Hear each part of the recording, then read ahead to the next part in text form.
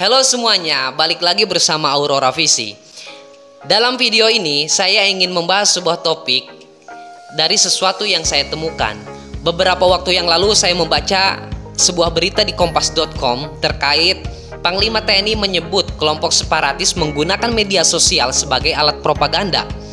Panglima juga menyebut dalam perkembangan teknologi dan dunia pendidikan ada senjata baru, yaitu senjata sosial. Yang dimaksudkan adalah media sosial yang dijadikan alat propaganda oleh kelompok-kelompok separatis. Ya, ini bisa jadi benar.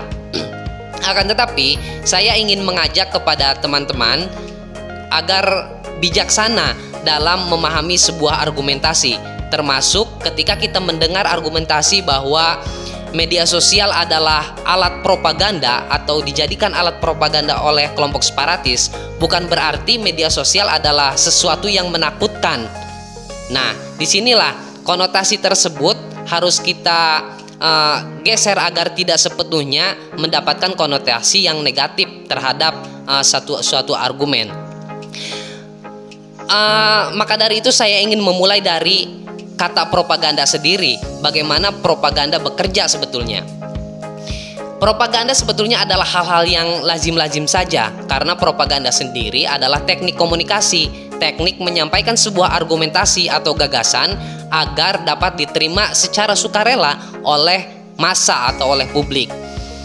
Dalam satu contoh di bidang ekonomi, misalkan ketika sebuah perusahaan mempromosikan atau mengiklankan produknya, lalu kemudian kita percaya dan menerima produk tersebut sesuai apa yang disampaikan oleh iklannya, maka di situ sebetulnya propaganda sedang bekerja. Mungkin sebagian orang melekat di kepalanya tentang orang pintar minum tolak angin, atau misalkan gudang garam internasional, rokok pria sejati. Nah, ini adalah sebuah hal yang biasa karena iklan merupakan suatu teknik komunikasi di mana massa bisa terpengaruh oleh pesan atau argumentasi yang disampaikan.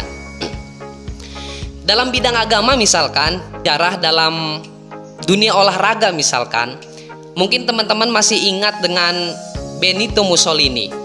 Ternyata teman-teman, Italia yang menjadi juara satu atau yang menjadi pemenang dari Piala Dunia 1934, ternyata sebagian orang menelaah di situ ada propaganda, di mana ternyata Benito Mussolini, seorang diktator yang fasis, dia merencanakan dan merancang sesuatu untuk untuk menyampaikan sebuah gagasan tentang fasisme. Dia mempunyai misi agar fasisme terbukti bahwa ini adalah ideologi yang betul-betul superhero, betul-betul suatu jalan untuk mencapai segala kemenangan. Dalam perjalanan Italia menjadi juara pada Piala Dunia 1934, di dalamnya ternyata di mana di situ ada intimidasi terhadap wasit misalkan yang dilakukan oleh Benito Mussolini, dan kemudian pemain-pemain terbaik diimpor dari negara-negara yang bagus-bagus pemain sepak bolanya seperti dari Argentina, Uruguay, dan Brazil.